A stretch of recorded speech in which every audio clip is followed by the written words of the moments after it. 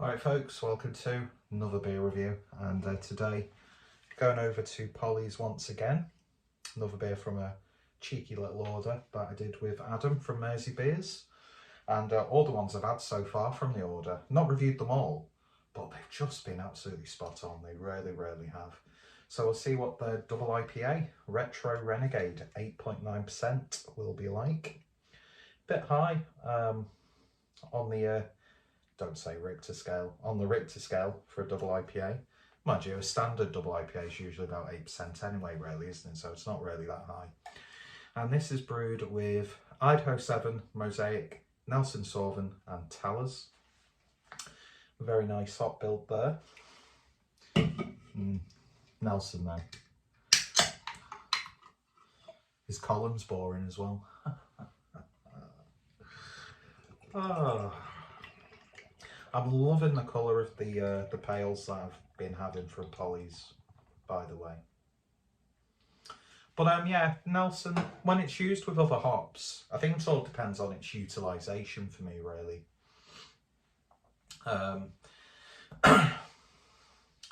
Because I just don't like that grapey, musky, almost brute-like character that you can get a lot from, I find, Nelson Sauvin hops, as well as quite a few of the New Zealand hop varietals in general. But I've had some absolute bangers with Nelson in the mix, and I actually had a really good single hop. I can't remember if it was a double or a triple IPA from Other Half at the tail end of last year, and that was tasting absolutely bang on anyway. So maybe, you know, I might be slowly warming to the hop, but probably not. Sort of like me in Belgian beers and wheat beers. I'll always give them a try. Do you know what I mean? But anyway. So beer in the glass then. It's not as vibrant as some of the others I've had. It's a little bit more... To me, that looks dank. It looks like a dank double IPA. Almost has a sort of like chalky, hoppy, dirty water look to it, which I very much like. Sort of reminds me of what, you know, New England IPAs really look like when it was a style that was slowly coming into fruition. And I very much like that. But it's gorgeous outside at the moment. Anyway, I digress. So that's the great thing about having a tripod now. I can lift you up and turn you around, and we won't carry on that sentence. Could be taken way out of context. Anyway, beer looks absolutely spot on in this snifter. So let's see what we get on the nose. Ooh, soft, sweet, mallowy almost. Obviously, telltale signs of a citra, berry, tropical sort of medley.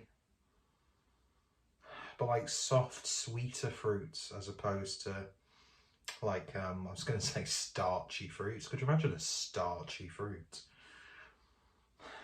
Oh yeah. Completely disregard where that was going, because I don't know what I was going to say. 90% of my beer reviews are bullshit anyway, as most people know. Oh but man, that smells so nice. So nice. File under Yankee Candle. Do an IPA candle. Probably could have structured that sentence a little bit more fluently, but I'm not a wordsmith. I am but a fool, and this fool is going to take a sip. Cheers.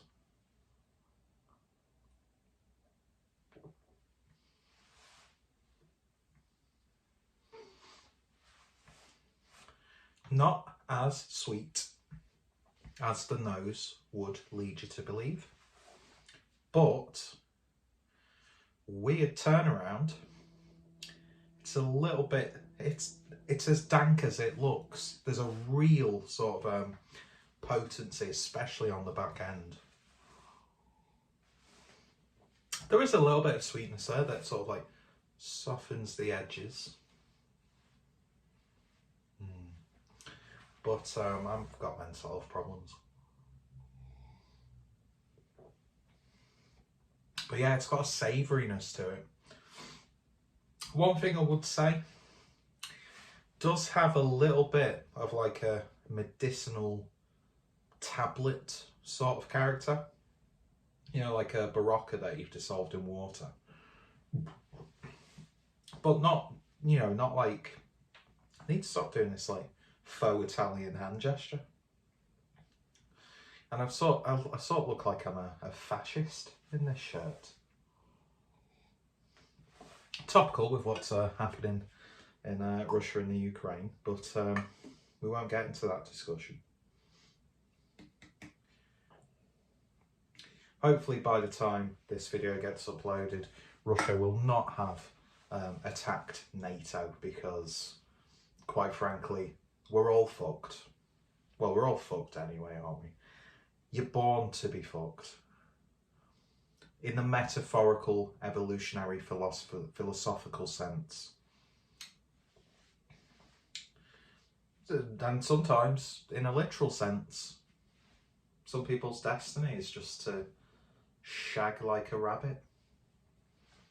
And I'm envious, yet respect those people. So here's to you, all the top shaggers, no matter what your...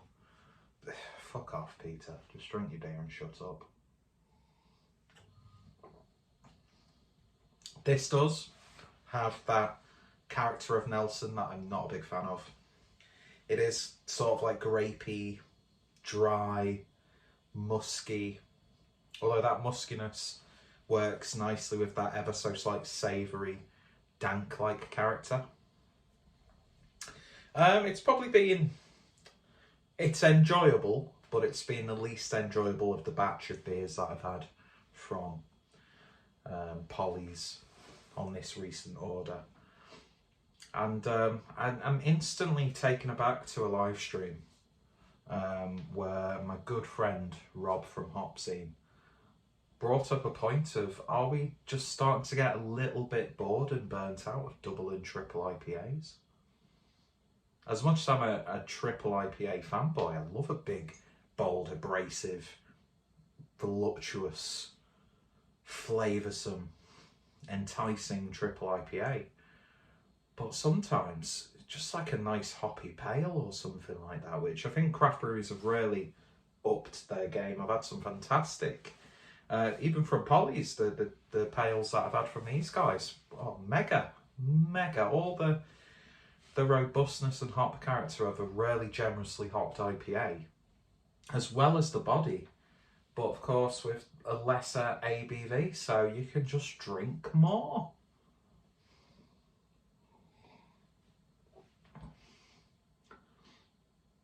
But then again, I can't off the top of my head tell you what other half this beer this is reminding me of, but I don't know why I'm just transported to a random can of other half over the past couple of years that I've been able to try other half beers.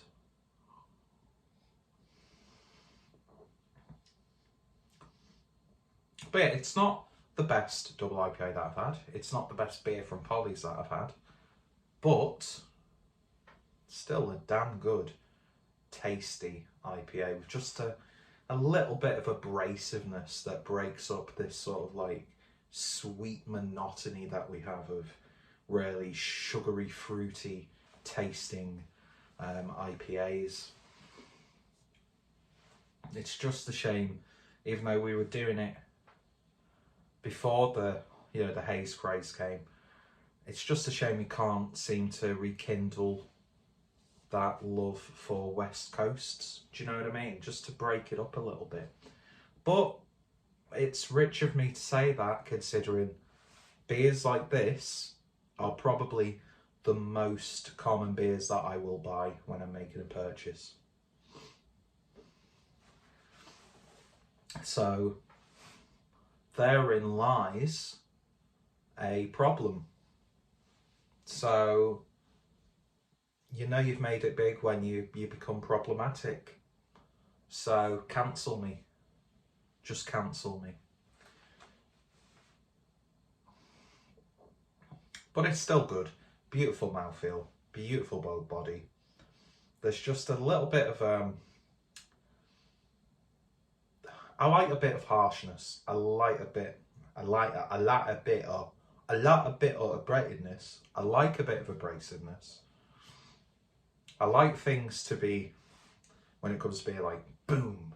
Do you know what I mean? Like when I want a smoky beer, I want a smoky beer. I don't want a gentle, like subtle nuance of smokiness. If I'm seeing smoky on a beer label, I want smoke. I want to literally be as if I'm opening a furnace of cardboard and paper that's being burnt and just ingesting it. Do you know what I mean? But I don't know what point I'm trying to make. I'm trying to wind down the time because I'm waiting for a McDonald's order because I'm human scum. But I own it and I like being human scum. I like being the chewing gum that's got a fleck of dog shit that you step on while you walk in a park. And then when you take that next step, oh, heroin needle. There you go. I think that summarises me as an individual. I wish I was as addictive to people as heroin, but with my track record of human interaction and relationships, I might not be as addictive as heroin, but once you've got to know me, that demon is going to live with you for the rest of your life. So on that ominous tone, would I recommend this? I always recommend you try any beer that I review on the channel, but it's something a little bit different than just another hazy double IPA. But that's sort of like giving it praise by default, do you know what I mean? And I don't want to do that because it's a well-brewed beer. There are just flavour characteristics that I'm not the biggest fan of. But if you want a big dose of Nelson, then even though it's not like a Nelson double IPA, I think it really shows off what a lot of people really love about the Nelson hop. But for me, it's why I don't really gravitate towards the Nelson hop. But still got a few beers left. I've gone through these really quickly. And I shouldn't even be really drinking tonight because I've got a little bit of a jaunt in Liverpool with Adam tomorrow. There's a Colonel Tap takeover. Verdant have done a collaboration with Bunderbust, so I think there's going to be some Verdant on tap, and I'm sure there's a cask option. Carnival are doing a Whiplash tap takeover with some other Irish beers. There's a north-south thing at Dead Crafty, which we could give or take. I really enjoy Dead Crafty, but it's like that event is like low on my list.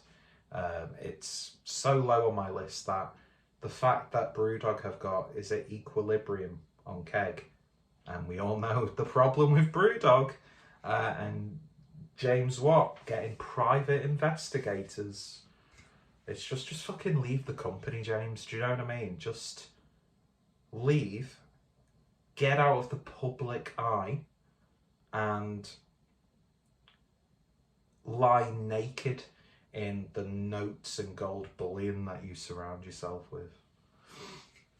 But yeah, so probably shouldn't even be really having beers when I'm having a bit of a sesh tomorrow, but do you know what?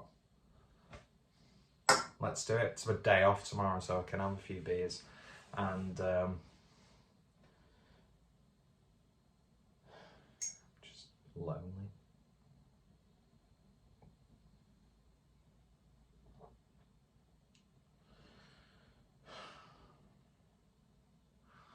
Don't think that light fixture can take my weight. Oh well.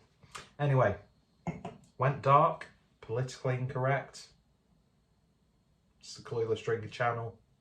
What did you expect? And that's a bit arrogant saying something like that. I'm not arrogant. I'm really, really not. But I have actually thought about purposely uploading a sequence of beer reviews where you just see like a gradual decline of my being, and then just culminating in a crescendo of human misery, pain, and suffering. Maybe I am the Andy Kaufman of beer reviews. And that's well too much credit to give myself. Anyway, you don't come here for the beer reviews anyway, you come here for the shit show of content. You come here for the tangents, you come here for me saying things that I really shouldn't do and then getting pulled up by brewers at events. So yeah, the beer sort of like takes a back step when it should be right in the forefront, and I hate being in the forefront. I hate being noticed in public, but I appreciate anyone, all of the 3 people in my time doing this channel who've actually recognised me at festivals or tap rooms. I thank you for enjoying the content. Basically, that's what it is. It's all about having a bit of a laugh, a bit of fun. There are plenty of beer reviewers who will give you actual proper beer reviews. I'm not that sort of person. I'll tell you if I like it. I'll pick out some flavours. I'll overly romanticise of times gone by. And I'll probably get myself into trouble by saying stuff which actually doesn't properly sort of represent my views and opinions and personality. And yeah, anyway, why do you keep watching these videos? I don't know, but I do really appreciate it. Go check out Polly's, really great brewery. Really good sturdy tote bag, by the way. I picked up a tote bag from them. It's a little bit small, the strap could be a little bit longer. It does look like a handbag on my arm, but I'm not exactly the most masculine of people, so it sort of fits my almost feminine, slightly camp persona, I think. But yeah, anyway, I am going to crack open another beer a little bit later on, and then yes, I am resting my hand on my massive chest. No, my guts. You can grab my chest, but I can literally sit there like on a chair and rest a glass on my own stomach. And that, ladies and gentlemen, is why I've had to resort to downloading 7 separate dating apps.